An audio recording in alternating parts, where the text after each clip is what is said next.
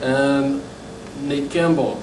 Nate Campbell, I came on here and I picked Ali Funeka to upset Nate Campbell. He didn't do it, but you know what? It was a close fight. I actually scored it a draw. I could see Nate Campbell winning by a point. He got 2 knockdowns in the fight, but besides the first couple rounds and the last couple rounds, I thought Funeka won pretty much all of the between rounds, almost all the between rounds. But the 2 knockdowns were just too much for Funeka to overcome. That when he went down, he really looked out of it and ready to go. And the first knockdown, I thought it was going to be a short night. I thought I made an ass out of myself again with my predictions, but you know, it wasn't too bad. And like Nate Campbell said, this Funeka probably going to get a piece of the title at some point at lightweight. So keep your eye out for Funeka. He'll be back. Nate Campbell, of course, didn't make weight. Lost his titles on the scale. Moved up. He's moving up now to 140. Zab Judah's a possible opponent out there. We got other fighters out there as possible opponents for Nate Campbell. Really look forward to Nate Campbell at 140. We might see Campbell versus the Pacquiao and Hatton winner. I wouldn't mind seeing that fight. Sort of wonder if he'll get that one because it's a pretty big fight. But Campbell, he might be able to pull that off. He might be able to get that fight. Do I think he'd win against Pacquiao? No, I don't. But hey, it'd be a big money fight for him and it'd be exciting. Campbell has sort of an opportunity to go after one of the belts. I can't remember right now, but he said like Randall Bailey wants to go after it, so he turned down the fight with whoever it is that held it. It's not coming to me right now, but he's going to let Randall Bailey go after that title. And he's not ducking anyone. It's Nate Campbell. He's not ducking anyone. But you know, as long as he doesn't run into Robbie Peden, maybe he'll be okay. Just had to throw that out there. He lost twice to Robbie Peden. I don't get it. How the hell did that happen? Anyhow, moving on. Sergio Martinez, a draw with Kermit Cintron. Bullshit. Absolute 100% bullshit. If you saw that fight, you know Sergio Martinez won that fight. Kermit Cintron, I know you're trying to salvage your career. You lost that fight. You know you lost that fight. You were knocked out in the 7th round. You were down from a punch, not a headbutt. You've seen the replay now. It was a punch completely. There was no head contact whatsoever, except your head to the canvas just about. You were out of that fight. The referee said 10, you were out. And they can say the glove was off or whatever. If a fighter's squatting on the ground and hasn't gotten up yet, you're going to get counted out. That referee was a joke.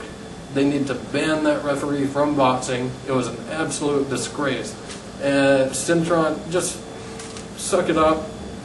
You at least got it down to a draw. So don't sit there and say you won. That was a gift draw, and you know it. So don't sit there and say you won. You did not win that fight. You lost. I'm sorry, you lost. Sergio Martinez, you won that fight. It won't go down that way, but it doesn't matter because everyone knows you won. So congratulations, Sergio Martinez. And that point deduction was absolutely ridiculous. And anyhow, also Alfredo Angulo beat the crap out of Cosme Rivera. Still didn't do it as well as Zab Judah. Judah took him out in 3.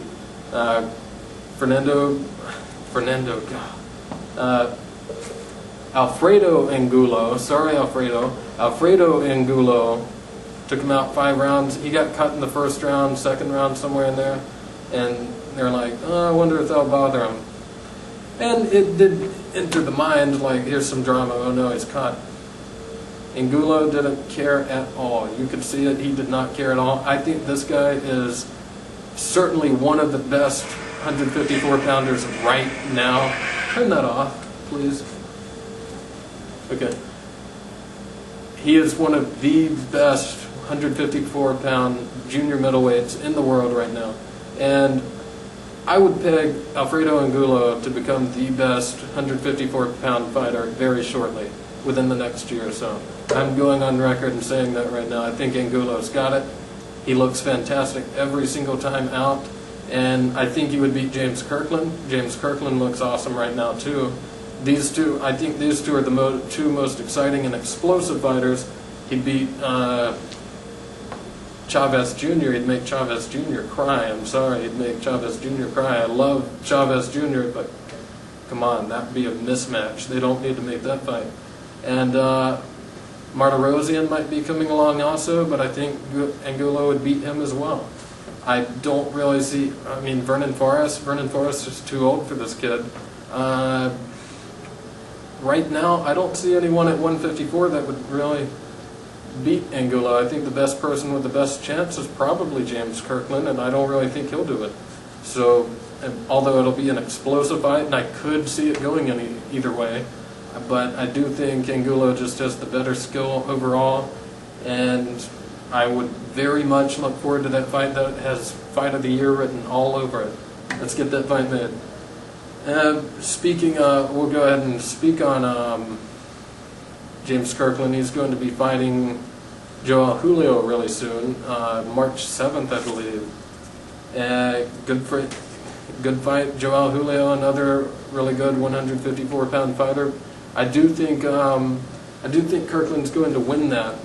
Julio's been down before, and Kirkland hits really hard. Kirkland's been down before too. He was down once in the first round that I remember, and he got up and beat the shit out of that guy. I think he's going to beat Joel Julio just with pure brawling, just aggressive brawling. He's going to come forward and just break his man down. Julio can run, but he can't hide, and he won't be able to hide in there against Kirkland. Kirkland's just too hungry at this point for Joel Julio. And other fights, what else did we have? We had Brady Prescott. Brady Prescott, the guy that upset Amir Khan. Brady Prescott beat Alberto Toledo or something. Doesn't matter. The guy, he was beating him every round. And then, I mean, it looked like he was going... This is another case where the guy was going too hard for the knockout. Should have gone to the body more. He kept going for these headshots. He should have gone to the body more. Guys, when you're not knocking them out, go to the body, please. It's right there. You can't possibly miss it. Anyhow, these guys, Brady Prescott, Toledo in the last round decided to bite him on the shoulder. Last round, really? Do you need to at that point? What the hell? I don't see it. Or maybe was it a 12-rounder? I don't even remember. It was in the 10th round. Regardless, it was right there at the end of the fight. Why bother biting him on the shoulder now? That's not going to help you get another fight. If anything, this guy they'll make an example of and ban him. No one cares about Toledo or whatever his name is. No one cares about that guy. He's going to be out of there. We probably won't see him again because he was an idiot, where he might have gotten a fight again. Whatever. Good riddance.